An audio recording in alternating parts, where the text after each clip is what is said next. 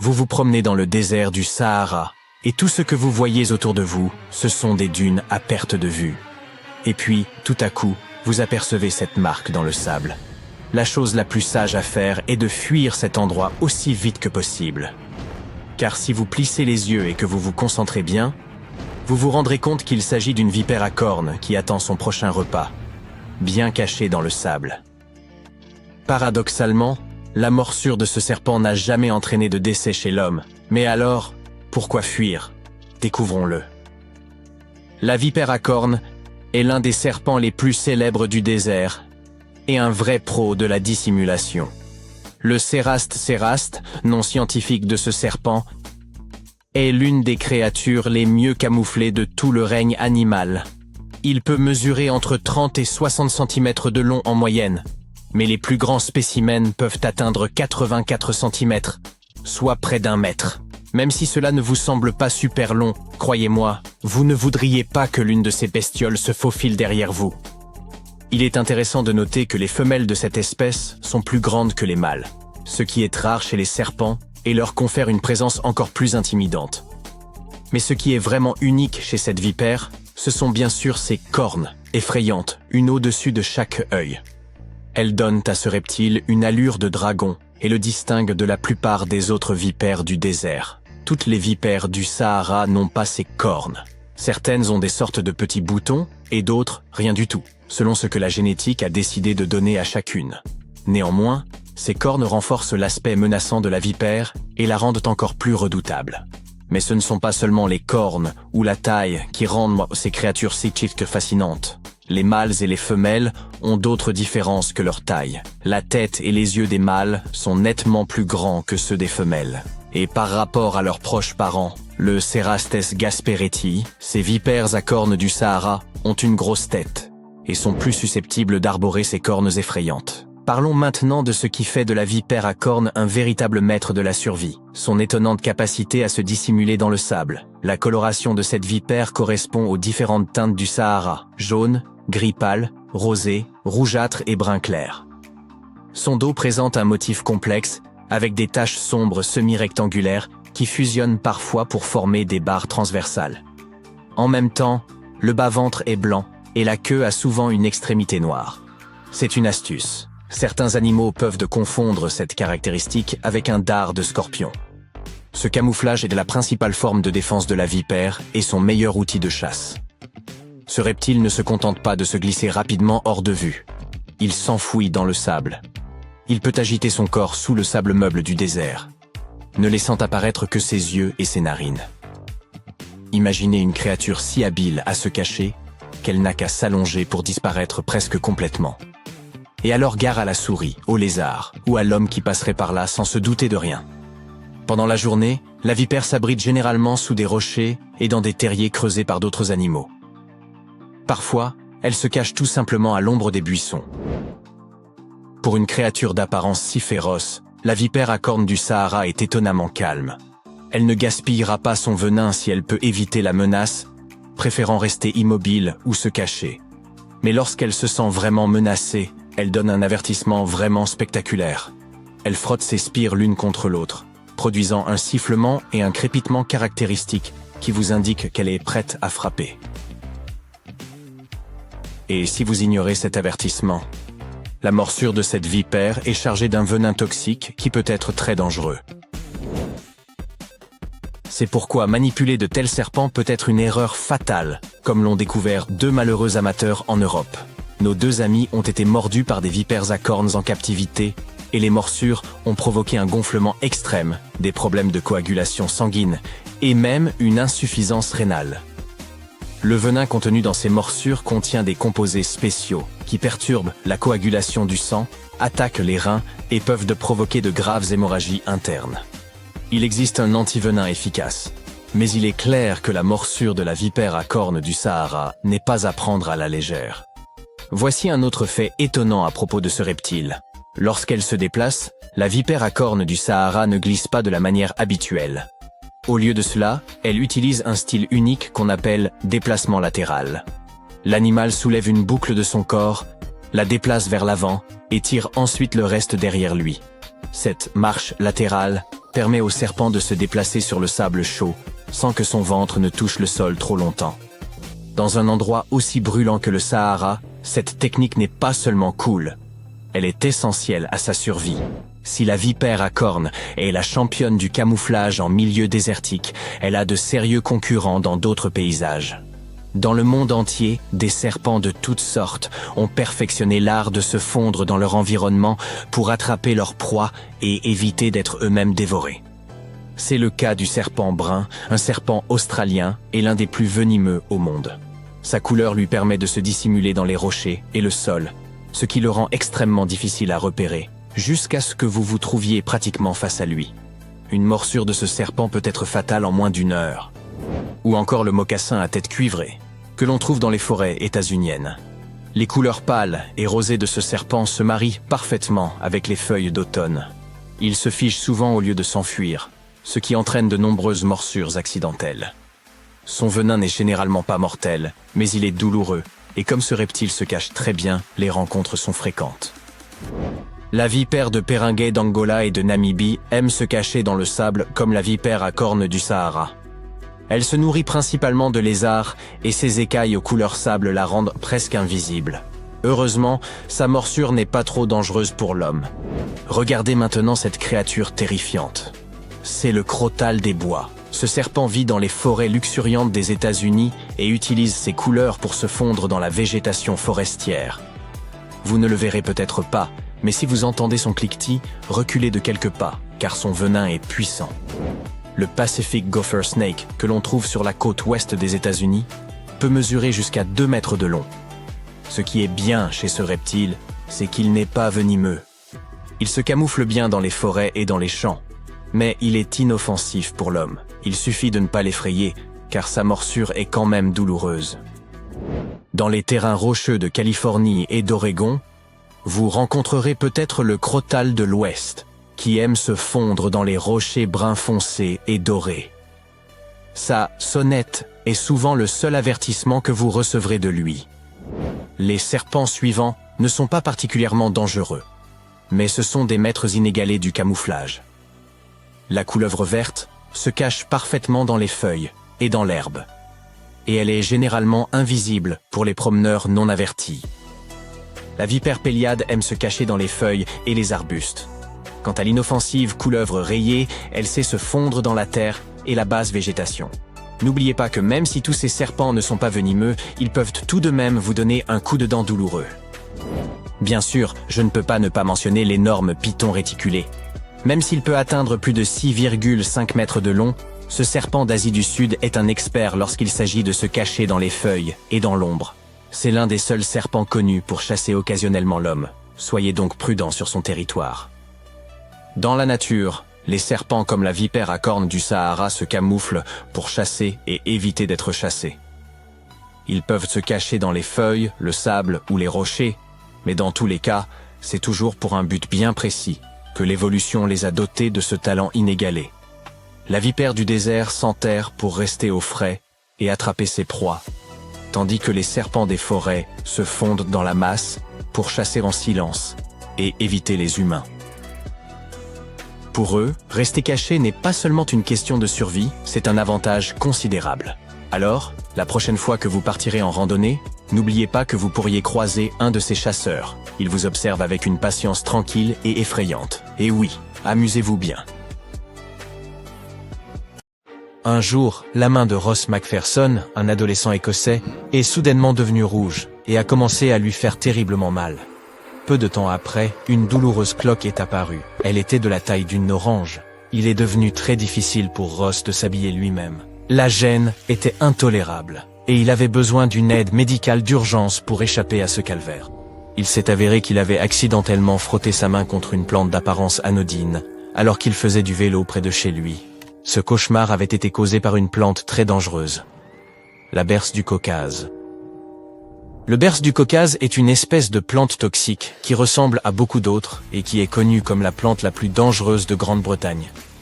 Étonnamment, elle appartient à la famille des carottes. Elle est originaire de la région du Caucase, d'où le nom. Les gens l'appréciaient particulièrement pour sa hauteur impressionnante, de près de 5 mètres, et pour son apparence. On a commencé à la cultiver dans les jardins d'agrément, puis tout à coup, on a découvert que la plante était extrêmement toxique. Dans les années 80, elle a été officiellement interdite dans les jardins d'Angleterre. La berce du Caucase pousse aujourd'hui près des rivières et des canaux. Récemment, elle a recommencé à apparaître dans les parcs et les jardins. On s'est mis à la repérer un peu partout au Royaume-Uni. Cette plante a reçu encore plus d'attention lors des derniers confinements, lorsque de nombreuses personnes ont commencé à passer plus de temps dans leur jardin. On dirait une cousine plus grande et plus dangereuse du cerfeuil sauvage ou de la ciguë. Elle présente également de longues tiges et des ombelles, mais ces tiges sont assez larges, avec de larges fleurs blanches en forme de parapluie au sommet. Pour voir la différence, faites attention à ces feuilles. Elles sont pointues et nettement découpées et peuvent atteindre jusqu'à 2 mètres de large. Les tiges, quant à elles, sont épaisses et hérissées de poils blancs rigides et présentent des arêtes bien marquées. Vous pourriez remarquer des taches violettes sur ces tiges, comme chez la ciguë, mais cette plante pousse bien plus haut et a moins de feuilles. Ces capitules peuvent s'étirer sur 60 cm. La sève de la plante peut être vraiment douloureuse. Elle regorge d'une toxine appelée furocumarine, qui rend la peau extrêmement sensible à la lumière du soleil. Elle peut également causer des problèmes à long terme, dits de sensibilisation, ce qui signifie que même des années plus tard, votre peau pourrait toujours réagir négativement à la lumière solaire. Ainsi, si vous avez le malheur de la toucher et que vous vous exposez au soleil, vous finirez par avoir de graves brûlures qui forment des cloques et mettent très longtemps à guérir. Les gens en gardent souvent des cicatrices pour la vie. Et il n'y a pas que les brûlures de la peau dont vous devriez vous inquiéter. Si la sève entre en contact avec vos yeux, elle pourrait même vous rendre aveugle. Vous devriez donc être particulièrement prudent en été, lorsque la plante est la plus active. Souvenez-vous que vous pouvez être affecté même si vous portez des vêtements ou des chaussures. Essayez donc simplement de rester à l'écart de tout ce qui vous semble suspect. Les symptômes peuvent inclure une éruption cutanée, des démangeaisons et des ampoules douloureuses. Si vous vous rendez compte que vous vous êtes accidentellement frotté à cette plante, consultez immédiatement un médecin, surtout si vous apercevez des cloques. Les premiers soins consistent à nettoyer la zone affectée avec de l'eau et du savon et à la recouvrir d'un pansement. Il existe d'autres plantes extrêmement toxiques qui pourraient se tapir dans votre jardin ou votre voisinage, tout en ayant l'air jolie et inoffensive. Ne vous laissez pas abuser par la beauté de la digitale. Cette plante sécrète de la digitoxine, laquelle est utilisée en médecine pour stimuler le cœur. Toutes les parties de la digitale sont toxiques. Si vous en mangez les feuilles, vous pourriez écoper d'un mal d'estomac, de nausées, de vomissements, voire bien pire. Dans les cas les plus graves, cela peut même perturber votre vision et vous causer des problèmes cardiaques et rénaux. La belladone est l'une des plantes les plus toxiques qui soit. Ne la mangez pas. Quelques-unes de ces baies contiennent suffisamment d'alcaloïdes tropaniques pour être fatales à une personne adulte. On peut la trouver dans les bois, bien qu'elle ne soit pas aussi commune qu'elle l'était autrefois. Sa famille est pourtant assez vaste, incluant les tomates, les pommes de terre, les piments, les aubergines, les poivrons et la jusquiame. En dépit de sa nature effrayante, il est possible d'en extraire un antidote pour le gaz neurotoxique. Ainsi, bien qu'elle soit dangereuse, elle possède également une qualité unique offrant de nombreux usages médicinaux. Et enfin, vient le nante safrané, également connu sous le nom de doigt de mort ou navet du diable. C'est une plante très répandue autour des rivières et des lacs. Tout comme la berce du Caucase, elle est apparentée à la ciguë, une autre plante toxique. La ciguë est une plante très dangereuse en soi. Elle peut être mortelle si on l'ingère, et elle contient 5 différents alcaloïdes capables de provoquer une paralysie grave du système nerveux. Ce qui est encore pire, c'est qu'on la trouve souvent à l'état sauvage aux alentours de zones assez peuplées. Ces deux plantes, cependant, prospèrent dans des endroits différents et présentent des toxines différentes. Chaque partie de l'enante safranée, y compris ses tubercules, tiges et feuilles, contient un puissant poison appelé énantotoxine. Ce poison cible le système nerveux central et peut causer de graves convulsions. Ces deux plantes ne sont donc pas à prendre à la légère. Ce ne sont là que des plantes relativement toxiques, mais il y a aussi celles qui sont considérées comme les plus dangereuses au monde. L'aconite, également connue sous le nom de tueloupe ou casque de Minerve, figure parmi les plus toxiques d'Europe. Le simple fait d'y toucher peut être désastreux en raison de sa puissante neurotoxine. Le mancenillier se trouve sur tout le continent américain. La sève de cet arbre peut vous brûler la peau et ses feuilles ainsi que ses fruits sont mortels. Le ricin est originaire d'Afrique. Les graines de cet arbuste contiennent de la ricine, une toxine qui serait 6000 fois plus puissante que le cyanure. Mais il présente aussi un avantage. L'huile de ricin peut être extraite de ces graines. Les haricots paternoster sont utilisés en joaillerie, mais ils recèlent une toxine, appelée abrine, qui est extrêmement puissante. Alors, soyez prudents avec de tels accessoires. Le laurier rose est une plante ornementale répandue. Toutefois, il contient des toxines qui le rendent très dangereux.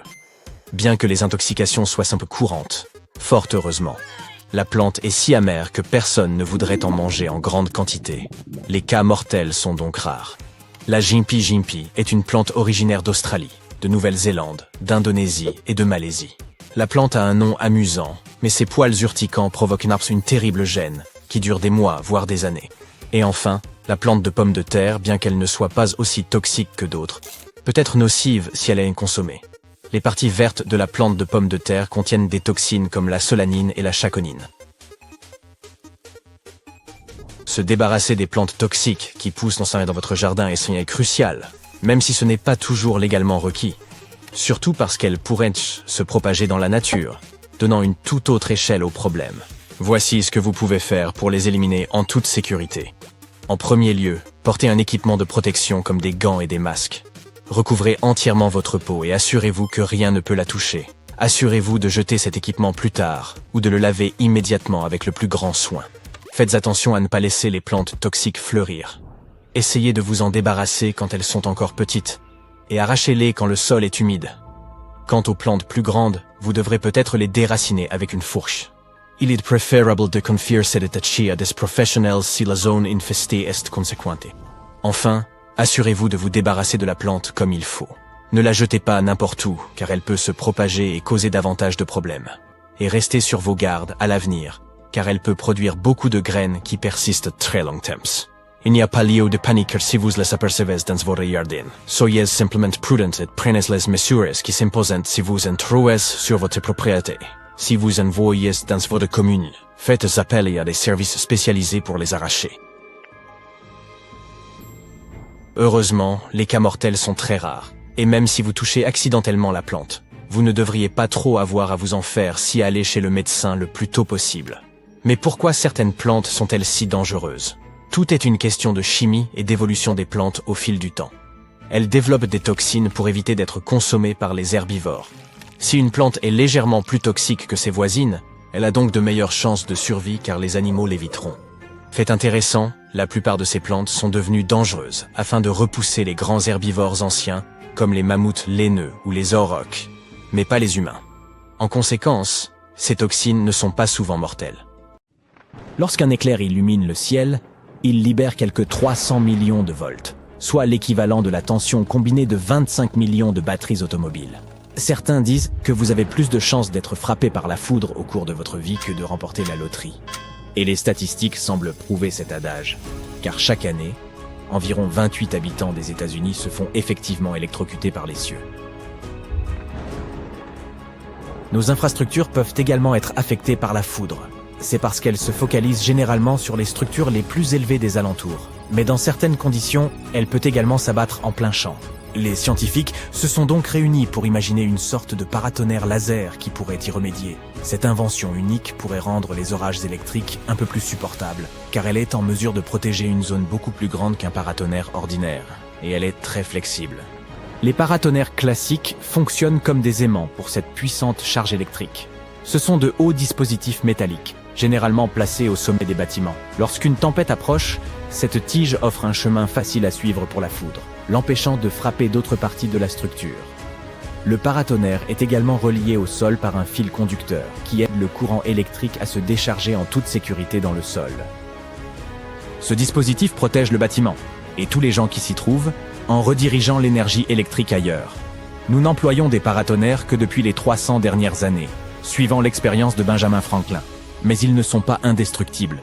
Lorsqu'il s'agit de protéger de vastes espaces, comme les aéroports, ils demeurent insuffisants. C'est parce qu'ils ne peuvent couvrir qu'une zone proportionnelle à leur hauteur. Voici en quoi ce nouveau paratonnerre amélioré pourrait nous être utile. Lorsque le laser frappe le ciel, il laisse derrière lui une traînée d'air surchauffé que l'on appelle plasma. De la même manière qu'un sculpteur trace des sillons dans l'argile, le laser crée des canaux dans l'air.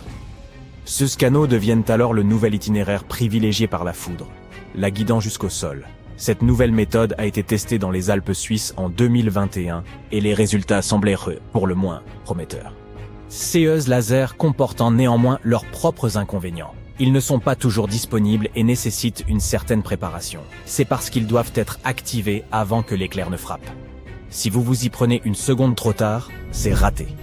De plus, une fois que le laser s'interrompt, l'air perd rapidement sa conductivité. Cela signifie que ce paratonnerre laser pourrait ne pas avoir assez de puissance pour guider l'éclair en toute sécurité. Une solution pourrait être de mesurer les champs électriques autour d'une certaine zone, dans le but de prédire où la foudre pourrait frapper. Toutefois, ces nouveaux paratonnerres ont encore besoin d'être testés et généreusement financés. L'Agence spatiale européenne a découvert une autre façon d'exploiter la technologie laser. Transformer la poussière lunaire en route. Nous pourrions faciliter considérablement nos futures missions d'exploration lunaire si un faisceau laser pouvait accomplir ces travaux difficiles, permettant aux astronautes de rouler autour de la Lune. Cette découverte pourrait également aider à résoudre un autre problème, la poussière lunaire qui s'accroche à tout ce qu'elle touche. Ces routes lunaires peuvent sembler un défi insurmontable pour l'instant, puisque nous n'avons pas visité notre satellite depuis 1972. Mais lorsque les futurs astronautes alluniront à nouveau, ils ne comptent pas simplement se promener sur de petites distances. Il sera alors utile de leur permettre d'être motorisés. Ainsi, ils pourront explorer de plus grandes zones. Le problème est que cette maudite poussière lunaire est extrêmement fine, abrasive et collante. Au cours des missions Apollo, elle a obstrué l'équipement, érodé les combinaisons spatiales et même causé la surchauffe d'un rover. C'est pourquoi les scientifiques tentent de bombarder une poussière lunaire simulée au moyen de lasers. Ce projet a employé un laser de 12 kW pour faire fondre de la fausse poussière de Lune en une surface solide et vitreuse. Parfaite pour les routes lunaires. Le plan n'est pas d'envoyer un énorme laser sur la Lune. Ce dispositif que l'on teste ici sur Terre est comme un substitut pour le Soleil, reproduisant ce que l'ensoleillement lunaire pourrait accomplir. L'idée serait à terme de concentrer la lumière solaire en utilisant une grande lentille à la surface même de la Lune. Certaines expériences ont été conduites jusqu'à présent avec différentes tailles de laser, démontrant qu'un faisceau plus large rendait l'ensemble du processus plus homogène. Au lieu de petits granulés fondus, on a obtenu une couche stable de poussière de Lune vitrifiée sur laquelle il est plus facile de conduire. Il en a résulté un matériau vitreux, légèrement cassant et capable de résister aux forces descendantes. Et même s'il se fissure, il reste réparable. Le faisceau laser a été utilisé pour créer des sections de route en forme de triangle qui s'emboîtent comme les pièces d'un puzzle et forment des surfaces solides sur le sol lunaire. Si tout se passe comme prévu, nous obtiendrons ainsi des routes lunaires composées de triangles imbriqués. Ce type unique de chaussée lunaire pourrait également offrir une solution au moment de l'alunissage. Les lasers peuvent également servir à collecter des informations sur des civilisations depuis longtemps disparues. La découverte de cités mayas a toujours été ardue pour les chercheurs qui arpentent la péninsule mexicaine du Yucatan. Pendant des décennies, les experts ont estimé qu'aucune civilisation ancienne n'aurait pu prospérer dans cet environnement difficile. Cependant, des avancées technologiques telles que la télémétrie par la lumière et le scanner au laser nous montrent que CE pourrait ne pas être le cas. La technologie LIDAR peut venir en aide aux archéologues, en particulier dans les zones difficiles d'accès. C'est comme si nous équipions nos ordinateurs d'une paire d'yeux. Le système tout entier fonctionne comme une lampe torche, qui envoie de petits faisceaux lumineux sous forme de pulsations laser. Ces faisceaux rebondissent sur des objets, tels que les arbres et les bâtiments, pour finalement revenir au point d'émission. Le LIDAR mesure combien de temps il faut à la lumière pour revenir, dressant ainsi une carte des environs. Lorsqu'une voiture autonome ou un robot veut savoir où il se trouve, il a recours au LIDAR pour envoyer ces faisceaux lumineux.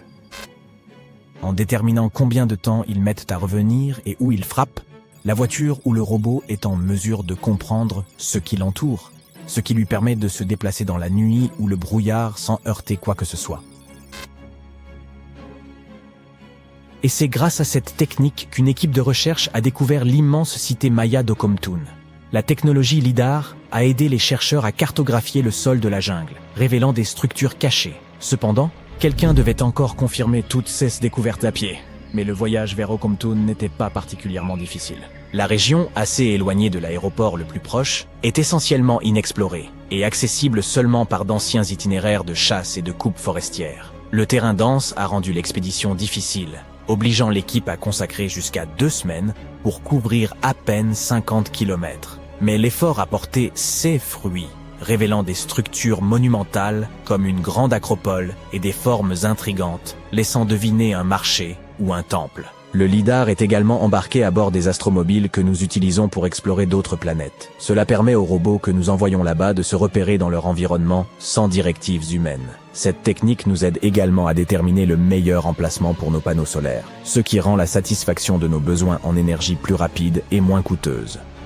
Nous pourrions également être en mesure d'utiliser les lasers pour prédire comment un volcan va se comporter. Ces structures sont chargées de magma, la roche en fusion qui s'infiltre vers le haut à partir des entrailles de la Terre. Lorsqu'un volcan fait éruption, une réaction chimique se produit, transformant le magma en CE que nous appelons de la lave. Les spécialistes à l'origine de cette nouvelle utilisation du laser considèrent le magma comme le codage informatique des volcans. Il révèle des informations sur la manière dont un volcan pourrait entrer en éruption. C'est parce que toutes les éruptions ne produisent pas de lave. Et même si c'était le Ca, il en existe différents types distingués par leur fluidité.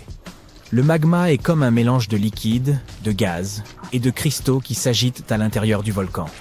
De nombreux éléments entrent en jeu avant une éruption volcanique. Il est donc difficile d'étudier et de comprendre cette chimie complexe. Pour s'y retrouver un peu mieux, les scientifiques bombardent le magma refroidi, la matrice rocheuse, au moyen d'un laser, tout comme ceux que l'on utilise parfois en chirurgie oculaire. Cela rend les composants chimiques plus faciles à étudier. Cette dernière méthode au laser a été utilisée sur des échantillons provenant d'une éruption de 2021 qui s'est prolongée sur 85 jours. Elle a recouvert plus de 10 km², crachant des tonnes de lave qui ont détruit plus de 1000 habitations et forcé plus de 7000 personnes à évacuer. Pour éviter que de tels événements ne se reproduisent, les scientifiques ont besoin de plus de données. Il est vrai que les tremblements de terre et les glissements de terrain aident les spécialistes à prévoir comment un volcan pourrait se comporter. Mais en apprendre un peu plus sur sa chimie peut s'avérer d'autant plus. En décembre 2014, un quartier entier de Budapest s'est trouvé recouvert de cristaux de glace. Les arbres de la zone n'ont pas pu supporter une telle pression et ont commencé à ployer sous leur poids. Il s'agissait d'un phénomène effrayant que l'on appelle le brouillard de glace. Lorsqu'il se produit, la température chute considérablement, gelant tout alentour, un peu comme les détraqueurs dans la saga d'Harry Potter. Et tout cela grâce à un chassé-croisé de température. Il n'affecte pas seulement le mobilier urbain, mais crée également des piliers fantomatiques et des halos qui brillent dans le noir. Le brouillard de glace se compose de minuscules cristaux de glace. Lorsque la température chute en dessous de moins 10 degrés Celsius, les gouttelettes d'eau dans l'air gèlent et se transforment en cristaux. Jusqu'ici, elles demeurent à l'état liquide, à moins qu'elles ne trouvent quelque chose sur quoi geler. Le brouillard de glace se forme généralement dans les régions les plus froides du monde, comme l'Arctique ou l'Antarctique. Budapest était pour le moins inattendu. Les gaz chauds et humides émis par les véhicules et les avions peuvent également créer du brouillard givrant. Un avion décolle par une journée froide, et bam, il dégage tellement de brouillard givrant que l'avion suivant ne peut rien y voir. Cela se produit parfois. Ce n'est pas la même chose que le poudrin de glace néanmoins, qui est lorsque des cristaux épars tombent d'un ciel clair. Ils se forment lorsqu'il y a beaucoup d'humidité, quasiment 100%, et que la température de l'air descend bien en dessous de 0 degré. Cela crée des cristaux de glace en suspension dans l'air, qui finissent par se déposer sur différentes surfaces. À noter que les premiers pionniers du Grand Nord pensaient que ces cristaux pouvaient pénétrer dans leurs poumons et leur causer bien des problèmes. Il existe de nombreuses autres formations de glace tout aussi fascinantes, telles que la fleur de givre. Elle se produit lorsque l'air est froid, mais que le sol n'a pas encore totalement gelé. La sève à l'intérieur des tiges des plantes se dilate lorsqu'elle gèle, ce qui les fait éclater. Une fois que cela se produit, le liquide s'écoule, rencontre l'air givré et se transforme en fines couches de glace, créant de belles formations en forme de pétales ou de rubans. Les lumières de séisme sont un autre phénomène étrange et unique. Lorsqu'un puissant tremblement de terre de magnitude 8,1 a frappé le Mexique en 2017, d'étranges images de lueurs vertes et bleues dans le ciel commençaient à se répandre sur Internet. Ces fameuses lumières sismiques mexicaines n'ont fait qu'ajouter au mystère. De même que la foudre en boule, les lumières de séisme sont assez rares et tout aussi prodigieuses que difficiles à appréhender pour les scientifiques. Ce qui complique les choses, c'est que les observations de lumières autour des tremblements de terre ne semblent pas toutes concorder. Il existe de nombreux mythes et théories sur ce phénomène. Les lumières peuvent se décliner en de nombreuses formes et couleurs, et de nombreuses formes. En étudiant notre passé, les historiens ont isolé 65 récits mentionnant de telles apparitions, dont certains remontaient jusqu'au XVIIe siècle. Le 12 novembre 1988 par exemple, des gens ont signalé qu'une sphère violette lumineuse flottait le long du fleuve Saint-Laurent au Québec, 11 jours seulement avant un puissant tremblement de terre. À Pisco, au Pérou, le phénomène a pris la forme d'éclairs lumineux qui ont été capturés par les caméras de sécurité en 2007, peu avant un tremblement de terre de magnitude 8.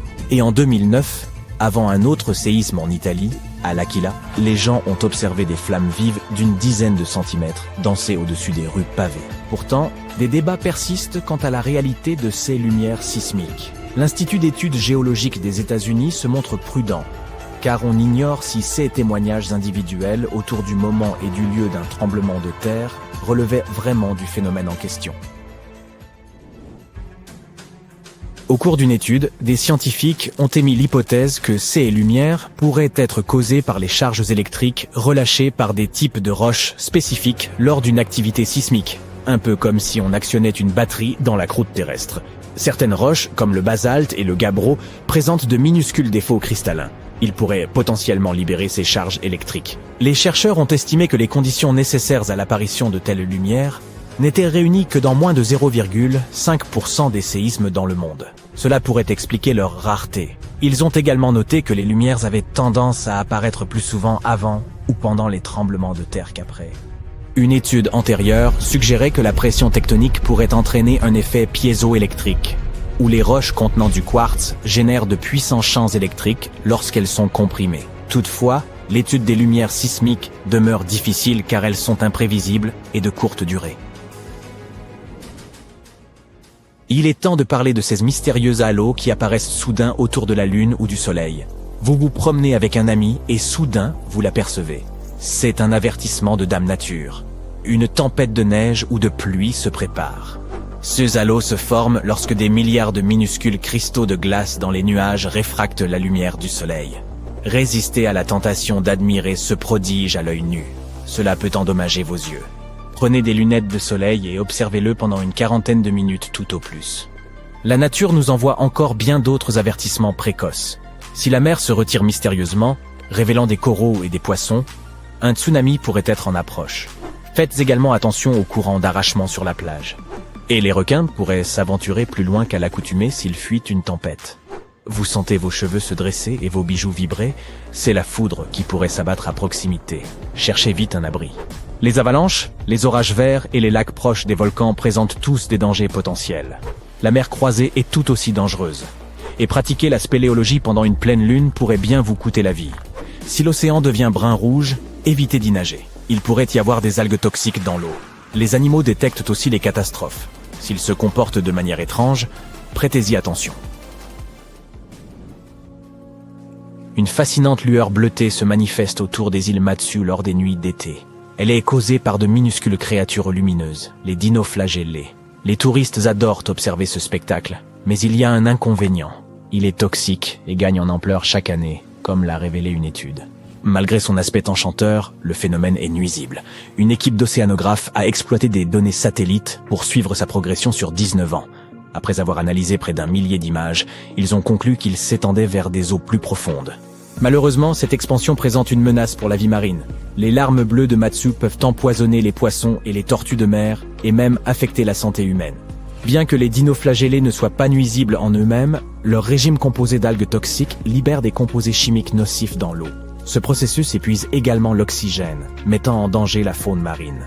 La cause principale est incertaine, mais la pollution provenant de l'agriculture pratiquée le long du fleuve Yangtze semble jouer un rôle crucial. Le ruissellement agricole introduit des nutriments qui alimentent cette floraison. Pendant la construction du barrage des Trois Gorges, l'ampleur du phénomène a diminué lorsque le débit du fleuve a réduit. Puis, après l'achèvement du barrage et le retour d'un courant puissant, elle a repris de plus belle. Les chercheurs prédisent que ces larmes bleues continueront de s'étendre, posant une menace constante pour la vie marine et produisant des eaux de plus en plus lumineuses. Un vent katabatique se produit lorsque de l'air froid et dense descend le long d'une pente montagneuse en raison de la gravité.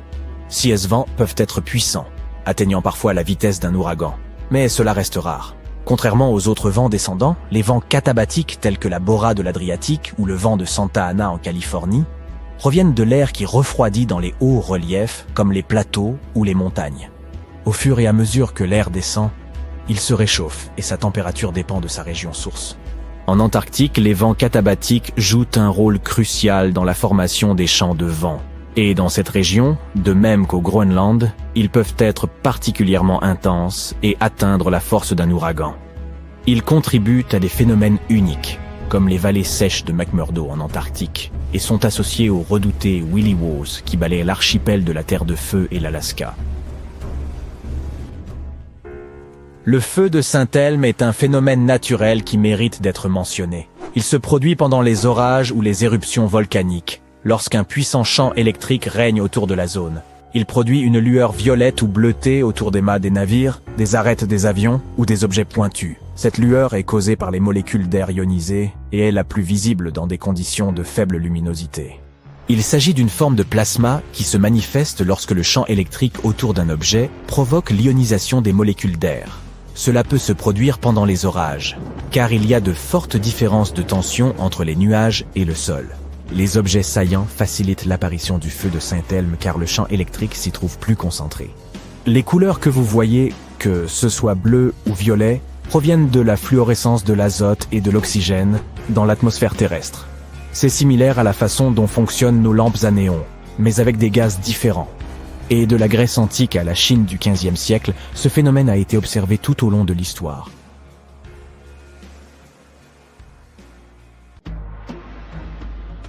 Ces déserts arides qui s'étendent à perte de vue semblent sans vie de prime abord.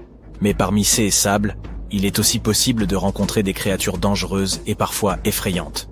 Certaines d'entre elles ne peuvent présenter qu'un léger risque pour notre santé, mais d'autres resteront à jamais gravées dans ta mémoire.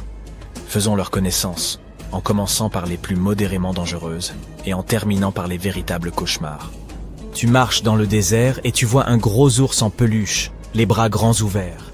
Tu en déduis qu'il s'agit probablement d'un mirage, mais tu t'approches tout de même. Tu avais vu juste... Ce n'est pas une peluche, mais un cactus géant. Et il y a quelque chose d'étrange à son sujet. Grâce à son étrange pilosité, ses branches semblent s'apparenter aux bras d'un ours en peluche. Il ne s'agit cependant pas de fourrure, mais de milliers de fines aiguilles. Et c'est la raison pour laquelle il ne faut surtout pas s'en approcher. Ce cactus se nomme Cylindropuntia bigelovi, ou Cholla urson. Il pousse dans les zones désertiques de l'Arizona et dans le nord du Mexique. Ne t'inquiète pas, ce cactus ne t'attaquera pas pour autant, mais il s'accrochera à ta peau ou à tes vêtements si tu as le malheur de le toucher. Ce manteau de fourrure protège le cactus des animaux, crée de l'ombre et le protège de la chaleur. Les branches latérales sont les parties les plus importantes de la plante, car elles réalisent la photosynthèse et accumulent une grande quantité d'humidité à l'intérieur. Ainsi, malgré tous les dangers qu'il présente, ce cactus peut s'avérer utile pour les gens qui se déplacent dans le désert. Et le danger ici, ce sont les aiguilles. Si tu les regardes de plus près, tu remarqueras leur aspect barbelé. Il suffit de les toucher pour que des centaines d'épines s'enfoncent dans ton doigt. Il est difficile de s'en débarrasser, et les épines provoquent des sensations douloureuses extrêmement désagréables. Mais ce qui est le plus intéressant avec ce cactus, c'est la façon dont il se reproduit. La plante se clone d'elle-même dans un nouvel endroit. Lorsque les animaux et les hommes passent devant ce cactus et le touchent, ce dernier leur cède un petit morceau de lui-même avec ses épines. Dès que ce morceau tombe au sol, il prend racine et commence à pousser.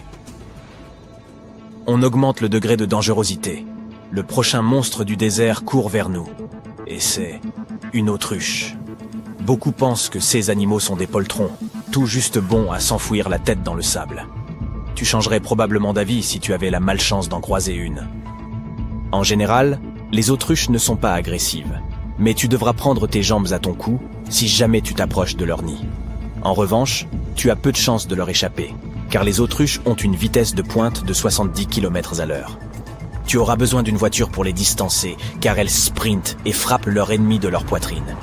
Il est même arrivé que des autruches attaquent des camionnettes et leur causent d'importants dégâts.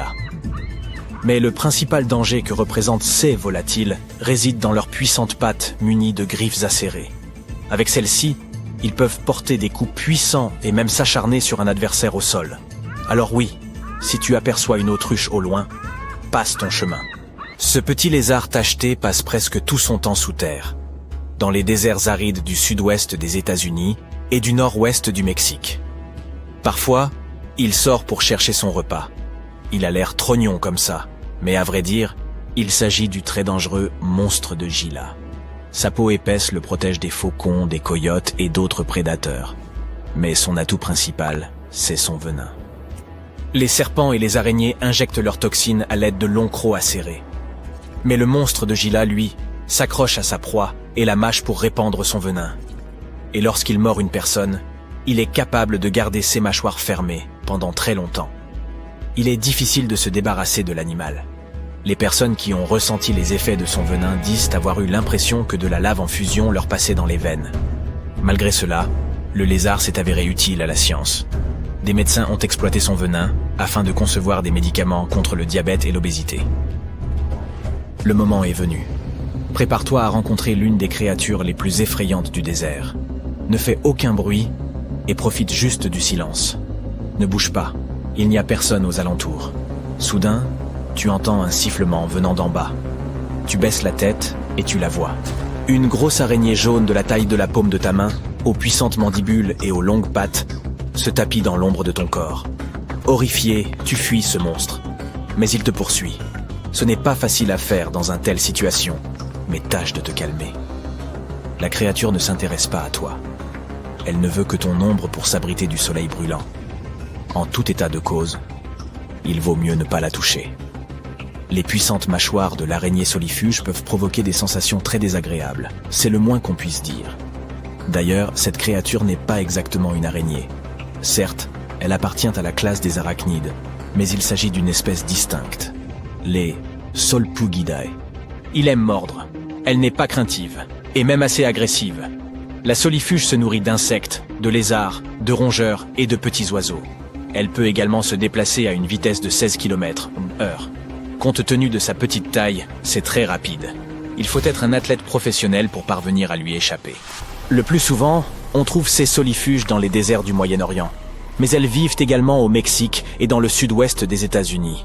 Ces araignées sont nocturnes et essaient d'éviter le soleil pendant la journée, de sorte qu'elles seront toujours en quête de ton ombre. D'ailleurs, elles doivent leur nom au fait qu'elles fuient l'astre solaire en toutes circonstances. Tu n'auras aucune chance de leur échapper pendant la journée, mais elles voudront également s'en prendre à toi pendant la nuit, surtout si tu fais un feu. Les Solpugidae courent toujours vers la lumière dans l'espoir d'attraper quelque chose. Certaines espèces de ces araignées émettent même un sifflement pour effrayer leurs ennemis. Calmons-nous un instant et quittons ce désert brûlant. Nous entrons dans les tropiques humides de la Tanzanie. Sous l'écorce des arbres, les tapis de feuilles mortes et dans les grottes obscures, tu pourrais bien rencontrer l'une des créatures les plus terrifiantes de la planète, l'amblipige, ou araignée 24 heures. Imagine-toi un gros scorpion dépourvu de queue, avec un corps plat qui semble avoir été compressé. Il ressemble aux araignées, mais n'a pas de glandes à venin et ne peut pas tisser de toile. Ce monstre est rapide et silencieux. Mais ce qui est le plus effrayant, ce sont ses 2 griffes avant, 2 fois plus longues que la créature elle-même. Toute proie qu'il attrape ne pourra jamais s'échapper. Sa vie entière passée dans une grotte sombre a altéré sa vue et l'amblipige essaie donc d'éviter la lumière du soleil. Lors de la mue, il grimpe au plafond et se débarrasse lentement de son ancienne peau. Imagine-toi diriger ta lampe à cet endroit pour y apercevoir de petits cocons d'où sortent des araignées pâles aux pattes excessivement longues. Si tu croises cette créature dans la vraie vie, garde ton calme et éloigne-toi lentement le plus loin possible. Reste sur tes gardes. L'amblipige peut se glisser sous tes vêtements en un clin d'œil et te mordre à l'abdomen. Et ce n'est rien à côté de ce qui t'attend. Bon, d'accord, c'est une blague. Ce gentil petit bonhomme est l'une des créatures les plus timides et les plus inoffensives parmi tous les arachnides. Il a peur de nous et ne s'en prendra jamais à toi. Beaucoup le trouvent majestueux et gardent des amblipiges dans des terrariums faits de verre. Si tu désires un tel animal de compagnie, veille attentivement à ce qu'il ne s'enfuit pas de sa maison. Car si cela se produit, il sera très difficile de le rattraper. En quelques instants, Il peut se glisser sous ton lit ou passer par les interstices du plancher. Ensuite, il se rendra dans l'appartement de ton voisin par le biais du système de ventilation et terrorisera les gens qui s'y trouvent. Bon, et pourquoi pas un petit scorpion pour la route? Ce dernier n'est pas aussi effrayant que les autres créatures de cette vidéo, mais il s'agit du scorpion le plus venimeux des États-Unis, le Centruroide sculpturatus d'Arizona. Le problème, c'est qu'on peut le trouver dans le désert, chez soi ou dans son jardin. Cette dangereuse bestiole venimeuse se glisse dans les pièces et pique souvent les gens. Une seule piqûre suffit à provoquer une douleur similaire à celle d'une piqûre d'abeille. Mais une personne allergique peut souffrir de paralysie. Regardez cette mignonne créature. Elle a l'air totalement inoffensive, n'est-ce pas? Pourtant, sachez que les apparences sont trompeuses. La pieuvre aux anneaux bleus est une espèce extrêmement venimeuse. En effet, il s'agit de l'un des animaux marins les plus venimeux au monde. Ces créatures vivent dans les fonds rocheux et rivages à marée basse et les récifs coralliens. Malgré leur petite taille de 13 à 20 cm, elles sont très dangereuses pour l'homme si elles sont provoquées, car leur venin contient une puissante neurotoxine appelée tétrodotoxine. Lorsque l'animal se sent menacé, son premier réflexe est de fuir. Mais si la menace persiste, par exemple, si vous n'abandonnez pas l'idée de ramasser le poulpe, il se met en position de défense et exhibe ses anneaux bleus. Si la pieuvre est acculée et approchée, elle peut mordre son agresseur, ce qui peut se terminer très mal. Le contact avec la tétrodotoxine peut avoir des conséquences ou graves et entraîner parfois une paralysie totale du corps, c'est-à-dire que la victime est parfaitement consciente de ceux qui l'entourent mais est incapable de bouger. La victime reste consciente et alerte, mais à cause de sa paralysie, elle n'a aucun moyen d'appeler à l'aide ou d'indiquer qu'elle est en détresse. Il est intéressant de noter que lorsqu'elle ne se sent pas menacée, la pieuvre aux anneaux bleus est marron, voire d'un ton plus pâle. Cela dit, dès qu'elle se sent en danger, elle prend une apparence psychédélique. Ce comportement est dit aposématique. En d'autres termes, l'animal arbore des couleurs vives pour avertir les autres qu'ils ne vivront pas assez longtemps s'ils s'attaquent à lui. Bien entendu, la pieuvre aux anneaux bleus n'est pas le seul animal dangereux d'apparence inoffensive. Regardez par exemple cette créature. Avec son duvet qui lui donne un air de pluche, cet animal a l'air adorable. L'envie de le toucher est irrésistible. Mais attention, le dard de la chenille velue peut être très efficace. On l'appelle la chenille-chat. Sous cette fourrure se cachent des épines dotées de cellules urticantes comme celles des méduses. Les réactions aux toxines des chenilles sont très différentes d'une personne à l'autre. Certaines personnes peuvent développer des réactions plus graves que d'autres. De plus, l'étendue des effets dépend également de l'épaisseur de la peau de la zone affectée. Dans la plupart des cas, les sensations désagréables et l'éruption cutanée disparaissent en quelques heures, ou parfois en quelques jours. L'animal suivant sur notre liste est la grenouille de la famille des Dendrobatidae. Il existe plus de 170 espèces de ces grenouilles, et, curieusement, toutes ne sont pas vénéneuses. Celles qui le sont sécrètent des toxines extrêmement dangereuses à travers leur peau. La bonne nouvelle, c'est que les grenouilles n'utilisent jamais ces toxines pour chasser ou attaquer, mais uniquement pour se défendre. Les experts n'en sont pas certains, mais ils supposent que la capacité des grenouilles à produire ces toxines pourrait provenir d'un régime alimentaire riche en animaux contenant des toxines, comme les mille-pattes ou les fourmis. Les peuples indigènes d'Amérique centrale et d'Amérique du Sud frottent leurs flèches et leurs fléchettes sur les grenouilles pour obtenir une pointe empoisonnée. Ce qu'il faut retenir, si vous touchez une de ces grenouilles, demandez immédiatement de l'aide. Surtout s'il s'agit de la coquille de Colombie, la plus toxique de toutes. La seiche flamboyante est la seule espèce de seiche venimeuse connue. Cette créature possède des tissus musculaires incroyablement venimeux, malgré sa taille minuscule, de 5 à 8 cm maximum. Il s'agit d'un animal sous-marin brun foncé doté de 2 tentacules à bout aplati et de 8 bras équipés de ventouses. Ces bras contiennent parfois du violet et du jaune. Quoi qu'il en soit, le mieux est d'éviter de s'approcher de ces créatures intrigantes, et vous serez en sécurité. Escargot prédateur, le cône est un animal très lent. C'est la raison principale pour laquelle ils n'ont aucun moyen de capturer leur proie mécaniquement. Ils ne sont pas capables d'attraper un autre animal ou de le mordre. Par conséquent, cet escargot marin a développé un venin puissant qui l'aide à survivre. Fait fascinant concernant ces créatures.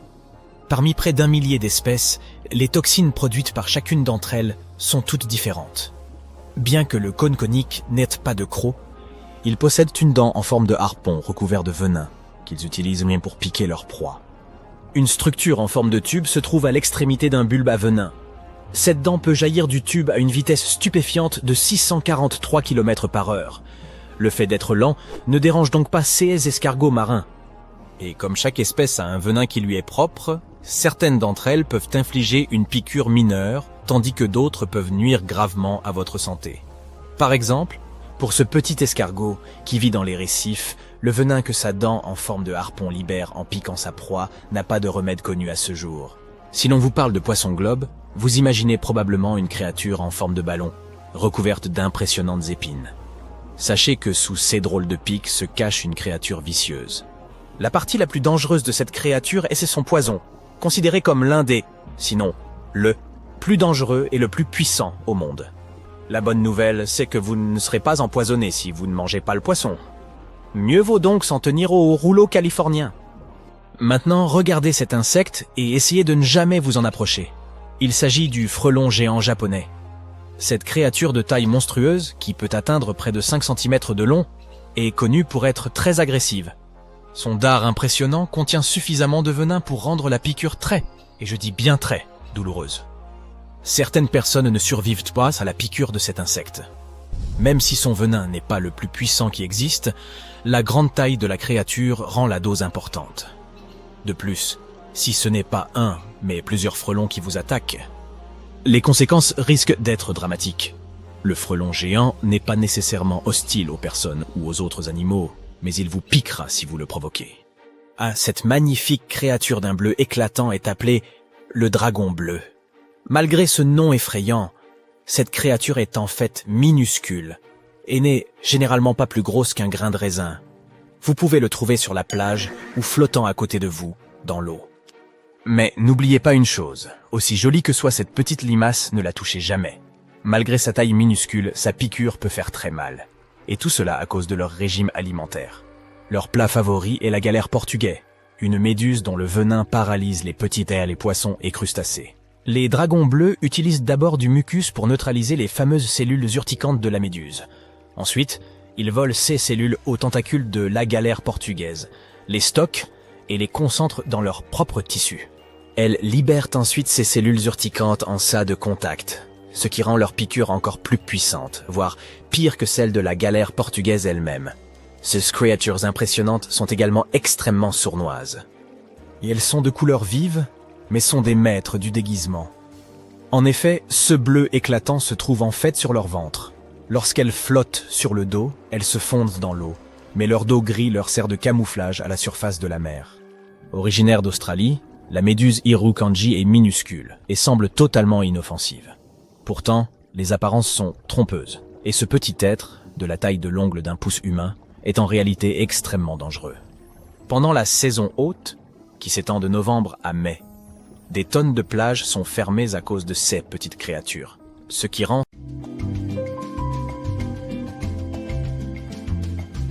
Salut à vous, propriétaires de voitures.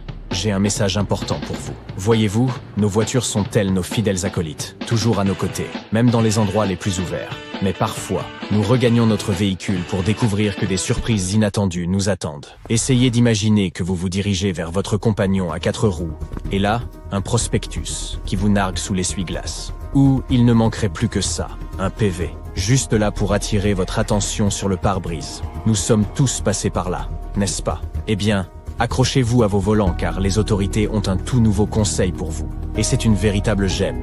Si vous voyez quelque chose sur votre voiture qui ne devrait pas y être, ne le retirez pas à main nue. Ça vous intrigue? Vous voyez, les forces de police gardent un œil attentif sur tout ce qui concerne les voitures. Et leur rôle ne se limite pas à attraper les chauffards et à faire respecter les règles de la circulation. Elles sont là pour nous lorsque vient le moment de révéler les derniers tours de passe-passe du métier. Prenez Arlington, en Virginie par exemple.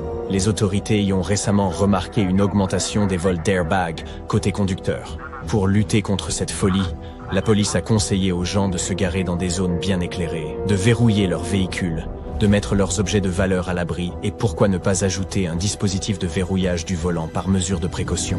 Certains voleurs de voitures se sont également découverts un nouveau super pouvoir. utilisez l'appareil photo de leur smartphone pour jeter un œil à l'intérieur de votre véhicule. C'est comme s'ils avaient une vision à rayon X ou un truc du genre. Ces personnes rusées peuvent contourner la confidentialité des vitres de votre voiture et obtenir une vue claire de vos possessions. Tout cela sans même prendre la moindre photo. Les smartphones de nos jours, pas vrai? En réponse, les autorités ont lancé une campagne « Cachez-les et ne les montrez pas », rappelant à chacun de dissimuler leurs objets de valeur ou, à défaut, de les ranger. Mais attendez, ce n'est pas tout. La police nous demande de faire preuve de prudence face à une nouvelle menace qui rôde autour de nos véhicules. Vous savez comment ça se passe? Feuilles, détritus et autres prospectus se retrouvent souvent sur nos précieuses voitures. Normalement, on n'en penserait rien et on donnerait simplement un coup de chiffon rapide à nos véhicules avant de filer à toute vitesse. Cependant, vous devriez réfléchir à 2 fois avant de vous en charger à main nue, même si ce n'est que pour ramasser un déchet qui semble inoffensif. Pourquoi tout ce tracas, vous demandez-vous peut-être? Eh bien, jetons un coup d'œil à un incident qui s'est déroulé à Houston, au Texas. Imaginez ceci. Une femme, tout juste rentrée de la célébration de son anniversaire dans un restaurant du coin, retourne à sa voiture pour y trouver une serviette en papier coincée dans la poignée de sa porte. Au début, elle n'y a pas prêté grande attention et a nonchalamment retiré la serviette, pensant que ce n'était qu'une saleté parmi tant d'autres. Mais il se trouve que les choses ont alors pris une tournure inquiétante. Peu de temps après avoir manipulé cette serviette suspecte, elle a commencé à ressentir des picotements dans ses doigts. Et avant qu'elle ne le sache, tout son bras était pris des mêmes picotements, la laissant un peu engourdie. Elle a commencé à avoir la tête qui tourne et a même eu du mal à respirer. Étant quelqu'un de responsable, son mari a composé le 911 sans attendre. Elle est partie à toute vitesse pour l'hôpital, engageant une course contre la montre pour découvrir ce qui avait bien pu provoquer de telles montagnes russes avec sa santé. Après 6 interminables heures, les médecins ont finalement diagnostiqué un empoisonnement aigu dû à une substance inconnue. Ils n'ont pas pu identifier la nature exacte de cette dernière, car la femme n'en avait qu'une infime quantité dans son système. Mais même cette petite quantité suffisait à lui donner l'impression d'avoir embarqué sur le manège le plus radical du parc d'attractions. Imaginez si elle avait enroulé cette serviette autour de toute sa main. Mieux vaut ne pas y penser. L'un de ses médecins a suggéré que l'incident lié à cette serviette aurait pu être une tentative d'enlèvement tirant parti de sa voiture. Attendez, quoi? Un kidnapping impliquant une serviette et une portière? On dirait le mauvais scénario d'une comédie à bas budget. Mais voici où les choses deviennent réellement intrigantes. Le commissariat de police local, dans sa noble quête pour résoudre le mystère, a révélé qu'il n'avait reçu aucun rapport relatant des incidents similaires avec des portières de voitures et des serviettes. On suppose que ce petit farceur n'a pas frappé de nouveau, ou du moins pas encore. Cependant, la police a confirmé que l'expérience de cette femme ainsi que ses symptômes correspondaient bien à d'autres cas d'empoisonnement. Bien sûr, il existe de nombreuses autres stratégies pour vous aider à rester, vous et votre voiture, en sécurité. Comme lorsqu'il s'agit de se garer, le truc c'est de trouver la meilleure place. Heureusement, des spécialistes ont quelques conseils qui feront de vous un véritable pro du stationnement et tiendront ces voleurs importuns à distance. Premièrement, si vous avez la chance d'avoir un garage, garez toujours votre précieux véhicule à l'intérieur. Mais si vous êtes en déplacement, il est conseillé de trouver un endroit bien ouvert et bien éclairé pour vous garer. Vous voulez que votre véhicule soit sous le feu des projecteurs, pas caché dans l'ombre où quelques méfaits pourraient se tramer. Maintenant, voici une petite astuce provenant directement d'un ex-cambrioleur. Ce type connaît tous les trucs du métier. Quand vous vous garez, tournez donc vos roues vers le trottoir. Je sais, ça semble bizarre, mais faites-moi confiance, ça en vaut la peine. En faisant cela, vous rendez la vie plus difficile à ces intrus inopportuns. Ils devront accomplir des manœuvres compliquées juste pour parvenir à s'échapper. Et personne n'a de temps pour ça. Et puis, voici un conseil supplémentaire pour vous. Essayez de trouver un parking qui ait atteint le standard Parc-Marque de l'Association pour le stationnement. Ces parkings sont soumis à une évaluation des risques par la police, donc vous savez qu'ils tiennent la route. Avec ces simples conseils, vous vous garerez comme un pro en un rien de temps. De nos jours, il existe encore un moyen pernicieux pour les voleurs de récupérer votre véhicule, et cela implique votre précieuse clé. Alors, tâchons de rester prudents, d'accord? Tout d'abord, gardez ces clés bien cachées. Lorsque vous êtes à la maison, assurez-vous qu'elles se trouvent hors de vue et loin des regards indiscrets. Vous ne voudriez pas que des voleurs s'amusent à les pêcher au moyen de bâtons et de crochets à travers la fente de votre boîte aux lettres, s'emparant ainsi de vos clés. Maintenant, parlons de l'ouverture sans clé. Vous savez, ces voitures sophistiquées qui se déverrouillent toutes seules, avec une simple pression de la commande à proximité? Bon, si vous devez quand même appuyer sur un bouton de votre clé pour ouvrir votre voiture, vous n'avez pas d'ouverture sans clé. Mais pas de souci, cependant. Nous allons aussi couvrir ce sujet. Imaginez ceci.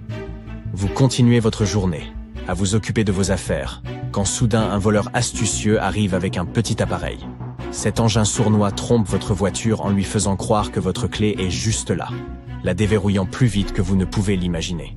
Ils peuvent eux-mêmes démarrer le moteur et s'enfuir dans le soleil couchant avec votre véhicule bien-aimé.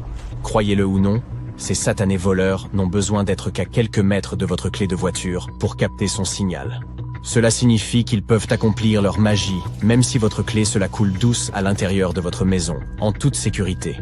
N'ayez pas peur, car il existe quelques astuces pour protéger votre voiture à ouverture sans clé, aussi bien qu'une forteresse. Lorsque vous êtes à la maison, gardez cette précieuse clé et son double, très loin de votre véhicule. Peut-être pouvez-vous les mettre dans une pochette grillagée ou un sac Faraday sophistiqué pour bloquer toute fuite de signaux. Voyez